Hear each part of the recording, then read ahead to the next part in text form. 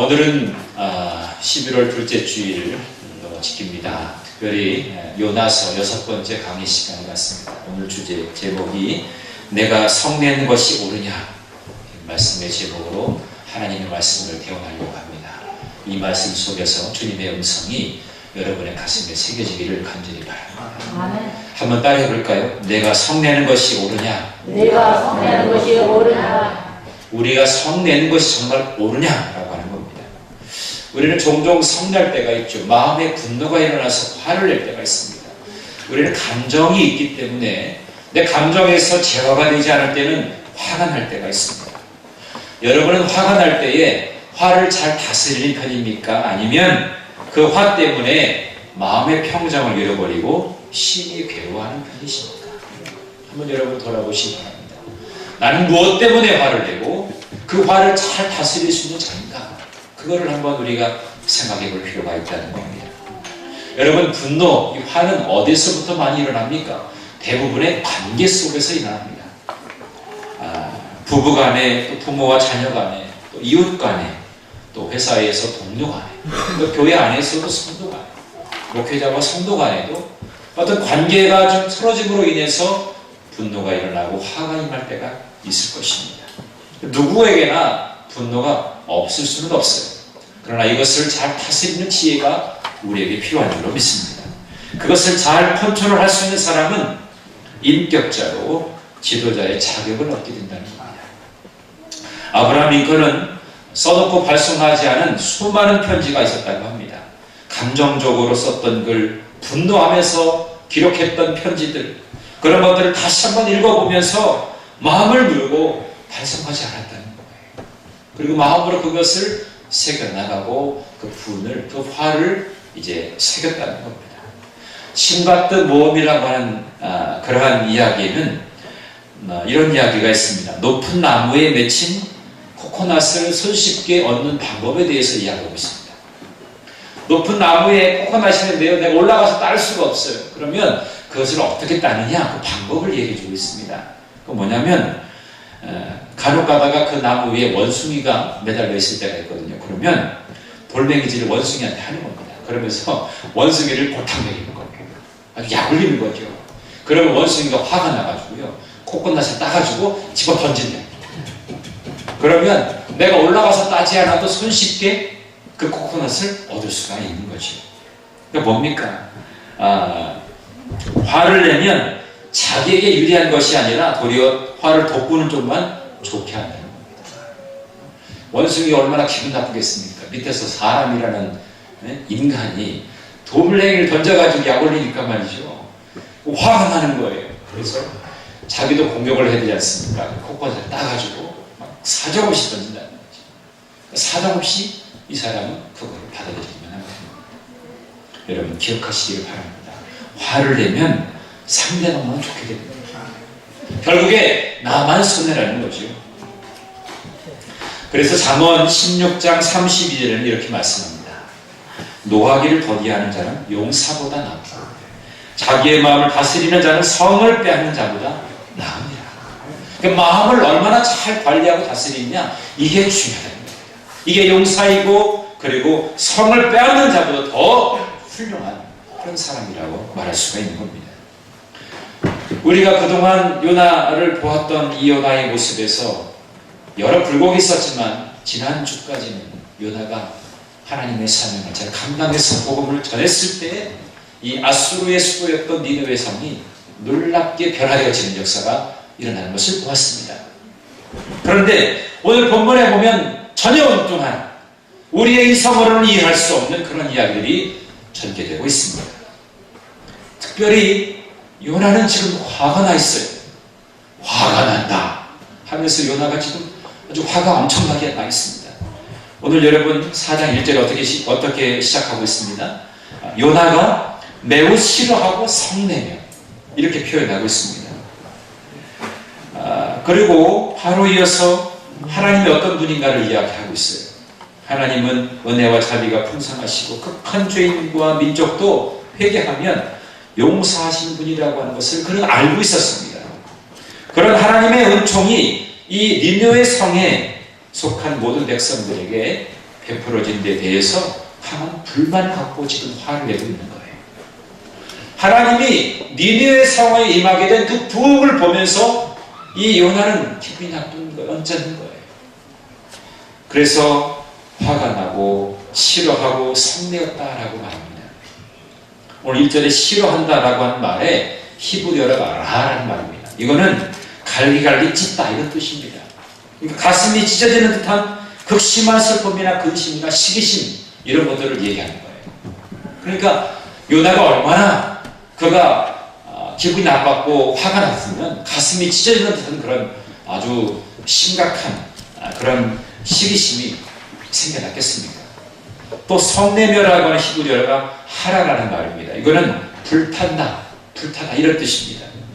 감정이 몹시 상해서 맹렬히 화를 내는 그런 모습을 상징화한 그런 단어입니다. 그러니까 1절을 볼 때 요나는 아주 극심한 분노의 감정을 보이고 있는 겁니다. 자, 요나가 왜 이러한 화를 내게 되었을까요? 세 가지입니다. 한 가지는 요나의 현재의 상황을 받아들일 수 없기 때문에 자기 주변에서 지금 일어나고 있는 그 상황에 대해서 자기는 납득을 하지 못하겠다는 거예요. 매우 언짢은 지금 환경을 지금 자기는 만나고 있다는 거죠. 요나가 하나님의 명을 받아서 니느웨 성의 복음을 전했습니다. 그랬더니 니느웨 사람들이 그들의 죄를 회개하니까 하나님은 이 성읍에 내리고자 했던 그 멸망을 돌이키셨어요. 지난주에 뜻을 돌이키셨다는 말씀드렸죠. 그 성이 멸망당해 되는데 하나님은 뜻을 돌이키셔서 마음을 바꾸셨어요.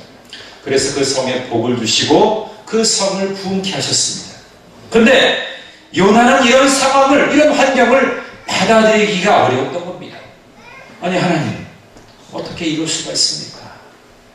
요나의 그 심정이 여러분에게 이해가 되십니까? 요나의 속마음은 지금 어떤 마음이냐면, 그래 하나님께서 이 성을 무너뜨린다고 했으니까 멸망당한 거야. 어떻게 멸망당하나? 그것이 그에게는 지금 궁금한 거였습니다. 하나님 분명히 40일 안에 그 성이 무너진다고 했으니까 그것이 그렇게 이루어져야 되잖아요. 요나의 마음속에는 아직도 이 니느웨 성 사람들에 대한 대적의 마음이 있었어요. 저 민족은 우리와는 다른 대적 관계에 있는 그런 민족이다라고 하는 거죠. 여러분, 이렇게 제가 설명하면 쉬울 거예요. 여러분, 원래부터 우리 민족은 일본과 사이가 별로 안 좋습니다. 그렇죠? 여러분 안에도 특별히 일제시대에 지내셨던 분들은 더더욱이나 그럴 겁니다. 일제 통치를 받고 암울했던 그런 시기가 있었기 때문에 늘 생각만 해도 기분 나쁜 민족이 일본이라고 하는 나라죠. 최근에 방사성 오염으로 인해서 이제 생선도 제대로 먹을 수가 없어요. 어제 제가 결혼식에 피로연에 갔는데 아주 맛있는 생선도 많았는데 이게 혹시 후쿠시마산은 아닐까? 염려가 되는 거죠. 그래서 먹고 싶어도 아주 조심스럽게 먹을 수밖에 없는 그런 상황이 되지 않습니까? 또 심심치 않게 독도 영유권 주장을 합니다. 자기네 땅이라는 거지요. 네. 우리나라의 독도는 우리 땅이라고 하는 노래를 모르나 봐요. 그리고 자꾸만 자기네 땅이라고 자꾸 우기죠. 또 중국의 연안에 가서도 그 자기네 땅이라고 또 우기고 자꾸만 제국주의의 냄새를 자꾸만 더 풍기고 있는 거죠. 왜곡된 역사를 고치려고 하지 않습니다. 그런데다가 미신도 얼마나 많아요. 한마디로 하나님의 심판이 정말 예고된 나라가 일본이 아닐까 그런 생각을 해봅니다. 그러니까 어떤 분이 그렇게 얘기하더라고요. 가끔 가다가 일본에 엄청난 지진이 일어나잖아요. 그러니까 하나님께서 심심할 때 하나님이 심심하시겠습니까? 하나님은 가끔 가다가 한번 흔들어 놓는다는 거예요. 너희들이 정신 차려가지고. 그러면서 제발 좀 제대로 살아라. 바르게 살아라. 그러면서 하나님께서 흔들어 놓으신다는 거예요. 그게 지진이라는 거예요. 그 정도로 여러 가지 모양에서 그 백성들을, 그 나라, 그 민족을 보면 아주 우리와는 유쾌하지 않은 그런 관계에 놓여있는 그런 민족 아닙니까? 그런데 오늘 갑자기 하나님께서 저에게 너 일본 선교사로 가라 그렇게 말씀하신다면 제가 어떻게 해주겠습니까? 장로님 제가 어떻게 해줄까요? 아니 그 전에 원로 목사님 아드님이 일본에 계신데 제가 안 가도 될 텐데 굳이 저에게 자꾸만 하나님께서 일본에 선교사로 가라고 하면 목회자는 하나님이 명하신 대로 순종해야 되니까 가야 되겠지.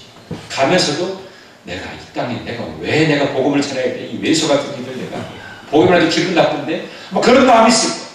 근데 하나님께서 이 땅이 정말 얼마 되지 않으면 심판이 임할 것이다.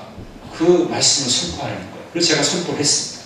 아니 그랬더니 이게 웬일입니까? 이 천년부터 시작해가지고 백성들이 회개운동이 일어나기 시작한 거예요.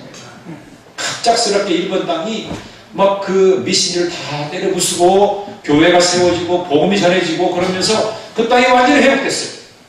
하나님께서 멸망시키려고 하는 그 땅에 엄청난 부흥이 일어나게 되고 하나님의 복을 받게 됩니다. 그래서 이제는 선교에 교두보를 마련하는 그런 나라가 되게 됐다고 생각해 보겠습니다. 그런 저의 마음은 어땠을까요? 기분이 좋겠죠? 근데 한편으로는요, 내가 괜히 여기 왔나? 이런 생각이 들 수도 있다는 겁니다. 왜? 이 민족은 우리 민족하고는 대적적인 그런 관계 있는 민족이라고 생각하는 거죠. 그래서 저 어렸을 때도요, 동네 어르신들이 그때는 권투가 유명했습니다. 권투가 유행했습니다. 그래서 권투를 해보면 항상 다른 나라하고 경기를 할 때는 그런 용어를 쓰지 않았어요. 근데 그 일본하고만 하면 야! 죽여! 그냥 쓰러뜨려 이게 아니라 죽여 했어요. 일본하고서. 그 정도였다니까. 우리의 민족적인 감정이 그랬다니까요. 그러니까 그런 대적적인 관계에 있는 그 나라가 잘 되었다, 부흥했다, 복을 받았다. 그러면 한편으로는 기분 나쁠 수 있다는 거예요. 괜히 내가 여기 왔나? 하나님이 왜 이 땅에 내가 나를 보내가지고 괜히 이 땅이 부흥하게 했는 거야? 이런 마음이 들 수 있다는 거예요. 바로 요나의 심정이 바로 지금 그런 심정이라는 말입니다. 오히려 정말 요나가 하나님의 뜻으로 온전하게 알았다면 감사해요. 하나님 감사합니다. 이 땅을 무너뜨리지 아니하시고 이 땅에 복을 주셔서 부흥케 하셨으니 하나님 감사합니다. 그렇게 고백하고 시원치 않은 건데 오히려 지금 요나는 상당히 언짢아 아주 싫어하면서 성내고 있어요. 그 환경을 자기는 받아들일 수 없다고 하는 겁니다. 여러분, 이 요나가 이해가 되십니다. 오늘 우리도 그런 마음이 들 때가 있습니다. 어떤 환경에 놓여 있을 때 내 마음이 맞지 않다고 해서 내 기분, 내 감정을 표현할 때가 너무나 많습니다. 그런데 그때마다 오늘 말씀의 제목처럼 네가 화내는 것이 옳은 것이냐? 라고 하는 거에 대해서 우리는 내 가슴에 질문을 해봐야 돼요. 내가 정말 화내는 것이 정말 옳은가? 라고 하는 거죠. 그런데 오늘 요나는 그렇게 현실을 받아들이지 못하는 연약한 모습을 보였다는 겁니다. 두 번째로 뭡니까?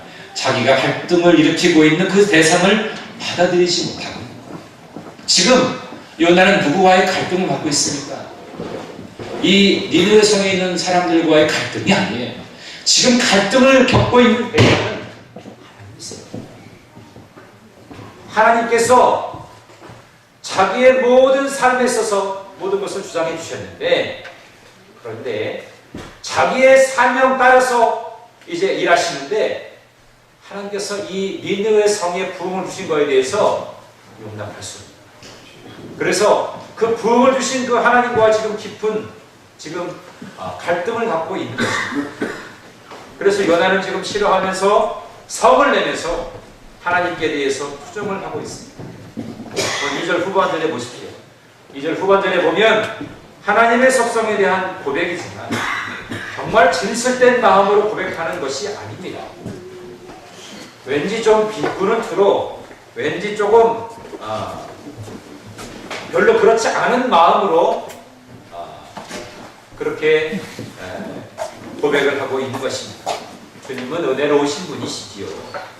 자비로우신 분이시지요. 노하기를 더디하는 분이시지요. 인애가 크셔서 뜻을 돌이켜가지고 재앙을 내리지 아니하시는 분이시지요. 그거 제가 압니다. 알아요. 라고 하면서 왠지 좀 비웃는 하나님의 속성에 대해서는 알 수 있고 이해하고 있지만 그것에 대해서는 그가 정말로 인정하고 싶지 않는 그러한 모습을 이야기하고 있는 것입니다. 여러분 우리가 가끔 누군가 싸우다 보면 그런 이야기 할 때가 있지. 그래 네가 잘났다. 너 잘났다. 그런 얘기할 때가 있습니다. 그거는 뭘까요? 정말 네가 잘난 것을 축복하기 위해서 이야기하는 것이 아니잖아. 왠지 비꼬면서 얘기하는 거잖아. 네. 너는 정말 잘났고 그렇지만 나는 너하고 더 이상 이야기하고 싶지 않아. 이런 뜻을 갖고 이야기하는 거죠. 여러분, 요나는 하나님께로부터 일어나서 니느웨에 가서 외치라는 사명을 받았습니다. 사명을 기록하고 도망가다가 물고기 뱃속에 들어가게 되었고 그때 비로소 하나님을 경험하게 되었습니다. 그 물고기 뱃속에서 그는 기도하면서 자기의 사명을 재확인하게 되었던 것입니다. 그러면서 이제 하나님의 뜻을 이루고자 이제 니느웨에서 외치게 되었던 것입니다. 그래서 니느웨 성에 진정한 부흥이 일어났다면 하나님께서 하신 일이라고 고백하면서 감사해야 되는 것이 옳았을 것입니다. 정말 눈물 나도록 하나님의 일하심에 대해서 뜨겁게 찬양할 수 있어야 할 줄로 믿습니다. 그러나 오히려 요나는 엉뚱하게도 모든 배후에서 일하신 하나님을 받아들이지 못하고 있는 것입니다. 하나님의 역사는 바로 지금 이 요나를 통해서 일어나게 되었는데 요나는 지금 하나님과 지금 갈등을 겪고 있는 것입니다. 하나님의 역사보다도 자기의 자존심이 더 중요하다고 생각합니다. 하나님이 일하셔서 그 땅에 다시금 부흥의 역사가 일어난 것에 대해서 정말 감사하고 기뻐해야 될 일이지만 요나는 그렇지 않습니다. 하나님과의 지금 갈등을 겪고 있는 것입니다. 내 자존심이 더 중요하다고 생각하는 거죠. 여러분, 우리가 화를 날 때, 화가 날 때, 분노를 갖게 될 때 혹시나 내 자존심이 더 커서 상대방의 마음을 불편하게 할 때가 얼마나 많습니다. 내 자존심보다 더 중요한 것은 하나님의 뜻이 이루어지는 것입니다. 아멘. 하나님의 역사하시는 것에 더 우리는 관심을 두어야 할 것입니다. 아멘. 정말 내가 화를 내는 것이 정말 옳은가? 다시 한번 여러분 질문해 볼 필요가 있습니다. 자, 세 번째는 뭡니까? 요나 자기 자신을 받아들이지 못해서 화를 내고 있는 것입니다. 자기 자신을 받아들이지 못하고 있는 거예요. 오늘 3절 말씀 보니까 여호와여 원컨대 이제 내 생명을 거두어 가소서 사는 것보다 죽는 것이 내게 나음이니이다. 지금 얼마나 화가 났으면 이제 사는 것보다 죽는 게 더 낫다고 할 정도로 그렇게 아주 심각한 이야기를 지금 하고 있는 것입니다. 그의 삶에 있어서 그는 삶의 의욕을 잃어버렸습니다. 무력증에 시달리고 있었습니다. 그는 자신마저도 받아들이지 못하고 있는 그런 형편을 갖고 있는 거예요. 그래서 그 결과로 5절의 말씀 보니까 뭐라고 말씀하고 있습니까? 5절을 보면 요나가 성읍에서 나가서 그 성읍 동쪽에 앉아 거기서 자기를 위하여 초막을 짓고 그 성읍에 무슨 일이 일어났는가를 보려고 그 그늘 아래에 말씀하고 있습니다. 자, 여기에 보면은 앉았다라고 하는 표현이 2번이나 기록되어 있습니다. 앉았다. 이 앉았다는 것은 어떤 의미입니까? 하나님의 사역을 위해서 그동안 핵심적으로 사역했던 이 요나가 이제는 언덕에 앉아서 구경이나 하겠다는 겁니다. 하나님 잘해보십시오. 니느웨 성의 니들 한번 잘해봐라. 이런 투로 지금 앉아있는 것입니다. 여러분 머릿속으로 한번 그림을 그려보십시오. 니느웨 성이 지금 막 부흥하고 있는 때에 요나는 저 언덕 위에 올라가가지고 한쪽 편에 앉아있습니다. 앉아있어가지고 그래 이게 잘 되나 한번 보자. 멸망 당할 거다. 분명히. 멸망 당하지 않고는 내가 견딜 수 없을 것이다. 라고 하면서 그 마음의 화를 가지고 지금 그렇게 앉아있는 것입니다. 여러분 요나의 행적을 다시 한번 점검해 볼까요? 1장에서 요나는 하나님을 피해서 도망갔습니다. 2장에서 요나는 물고기 뱃속에서 회개하고 하나님을 향해서 달려갔습니다. 3장에서 요나는 물고기 뱃속에서 나와서 하나님의 맡겨주신 그 사명을 위해서 이제 니느웨 성을 향해서 달려갔습니다. 그러나 4장에서는 요나가 하나님 앞에 펄썩 주저앉아 있습니다. 4장에서 펄썩 주저앉아 있는 요나의 모습을 우리가 보게 되는 겁니다. 시동이 꺼집니다. 차가 가다가 시동이 꺼졌습니다. 갑자기 하나님께서 행하신 그 현실을 그는 받아들이지 못하고 있는 겁니다. 그리고 인생을 포기하고 싶은 유혹을 받고 이제는 주저앉아 있는 것입니다.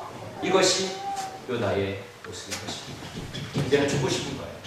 더 이상 이제 살 가치가 없다고 생각하는 거예요. 하나님이 어떻게 나에게 이렇게 대할 수가 있는가 라고 하면서 자기 자신을 받아들이기가 너무나 어려운 거죠.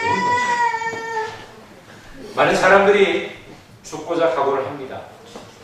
자살을 시도하는 사람들의 대부분의 특징은 뭐냐면 자기를 수용하지 않습니다.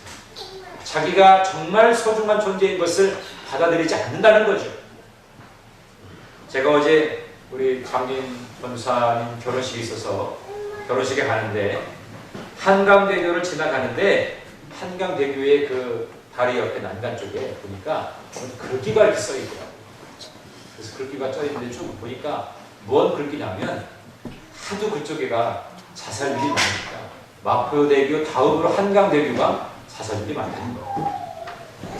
지난해 통계가 마포대교는 104명, 한강대교는 64명이 자살했는데 그러니까 자살하기 전에 한 번 더 좀 신중하게 생각하라고 하면서 이제 거기다 글귀를 썼어요.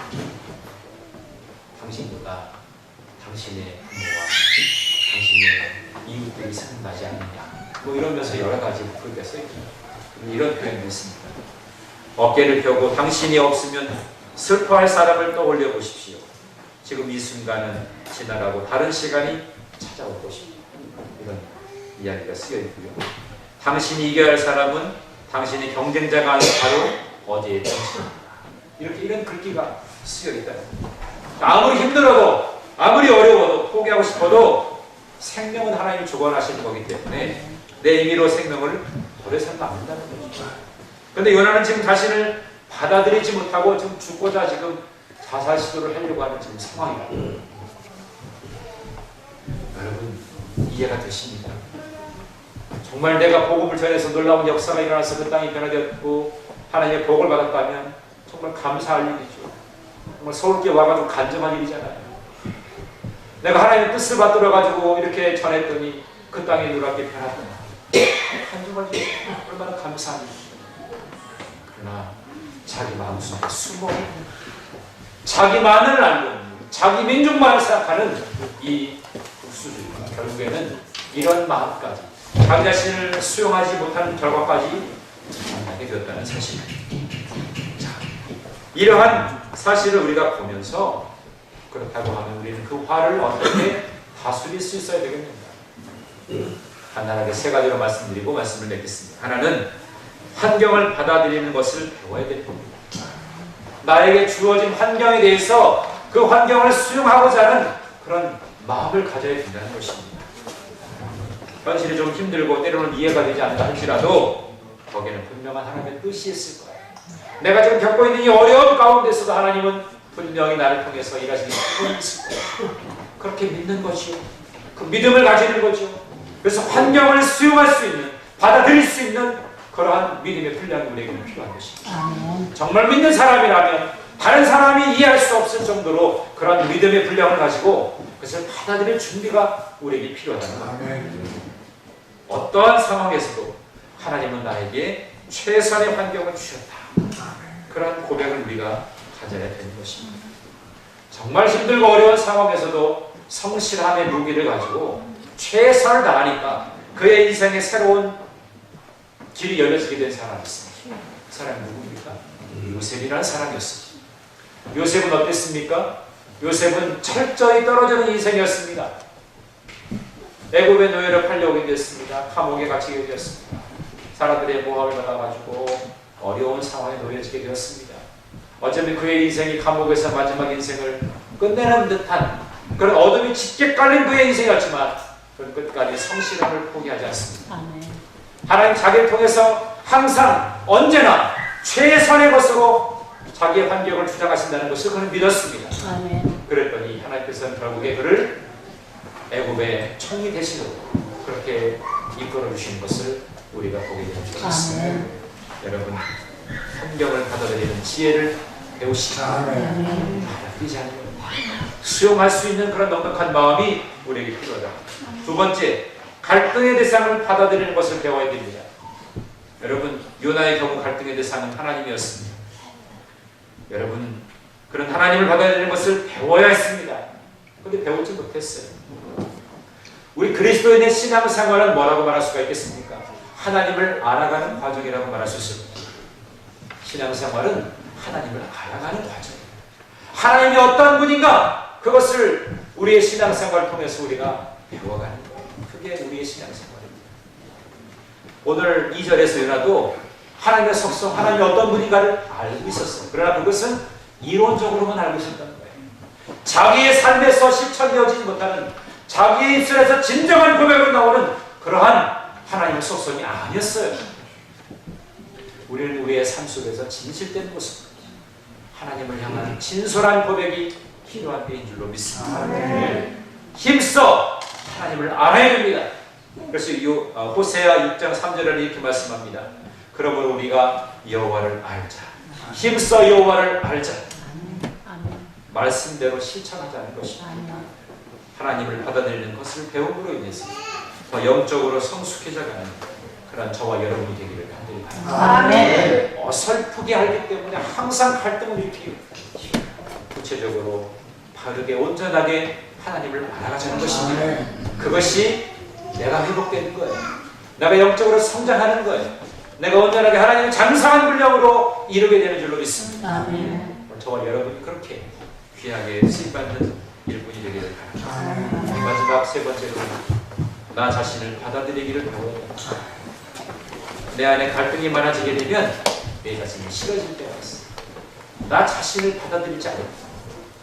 자살하는 사람, 우울증에 걸린 사람, 또 뭔가 비관적인 생각을 갖고 있는 사람, 항상 말을 해도 부정적인 말을 하는 사람들은 자기 안에 자기를 부정하고 자기를 싫어해요. 자기를 축복하지 않습니다. 우리가 남은 축복을 한다 하지만 정작 자기를 축복하지 않을 때가 너무 많아요. 오늘 요나가 그랬습니다. 하나님의 놀라운 역사를 경험했으면 자기 자신을 축복할 줄 알아야 돼요. 오히려 그는 죽여달라고. 이제는 죽는 것이 더 낫겠다. 어쩌면 여러분, 이 지금 죽기를 각오하고 있는 모습이 엘리야가 로뎀나무 아래에서 죽기를 각오하는 모습과 비슷하지 않습니까? 뉘앙스가 그렇잖아요. 상황과 환경은 다르지만 영광스러운 승리를 경험했다 할지라도 늘 우리에게는 그러한 연약한 마음이 들 때가 있다. 차라리 이럴 바에는 죽어 끝내는 것이 낫지, 그런 생각을 갖게 됩니다. 그러나 내 뜻과 내 생각이나 내 욕심을 고집하면 할수록 인생은 더욱더 비참해지는 것입니다. 그럴 때마다 겟세마네 동산에서 예수님께서 하늘을 우러러보시면서 간절하게 기도했던 그 기도를 가만히 살펴보시기 바랍니다. 아버지여, 내 원대로 마옵시고 아버지의 원대로 되기를 원하나이다. 그 예수님의 간절한 그 기도가 오늘 저와 여러분의 기도가 되기를 바랍니다. 근데 우리는 어땠습니까? 아버지 뜻대로 마시고 제 뜻대로 하옵소서. 여러분, 우리 그렇게 기도하지 않았습니까? 가만히 살펴보세요. 하나님은 이용의 대상이었죠. 정말 내가 사랑해야 될 대상이라고 생각한 적은 그렇게 많지 않죠. 그런 우리에게 오늘 요나를 통해서 우리에게 알려주고 있습니다. 문제는 누구냐? 바로 요 나입니다. 그래서 요나의 책은 바로 모든 문제가 요 나에게 있다고 이야기하는 그런 책인 거죠. 그런 이야기입니다. 모든 것은 나로부터 시작된 문제라고 생각하면 문제가 풀려지기 쉽습니다. 제가 예전에 여러분에게 말씀드렸죠. 여러분이 신앙생활 하다가 문제가 생기면 이거는 담임 목사의 몫이다, 담임 목사의 책임이다, 이렇게 얘기하시는 분들이 있어요. 성도 간에, 목회자와 성도 간에 여러분 주변에 둘러싸고 여러 가지 문제 가운데서 뭔가 문제가 생기고 갈등이 생기면 저한테 얘기하십시오. 다른 사람한테 얘기하지 마시고 저한테 얘기하십시오. 그래야 문제가 풀릴 수가 있습니다. 이 사람 저 사람 얘기하다 보면 결국에는 문제가 더 커지고 더 복잡해지고 더 혼란스러워. 담임 목사가 왜 있습니까? 여러분, 담임이라는 말이 어떤 말인지 아십니까? 전담하여 맡아 보살핀다는 뜻이에요. 담임 목사가 그런 일을 해요. 성도의 생각은 다 다릅니다. 목회자가 생각하고 추구하는 방향이 있지만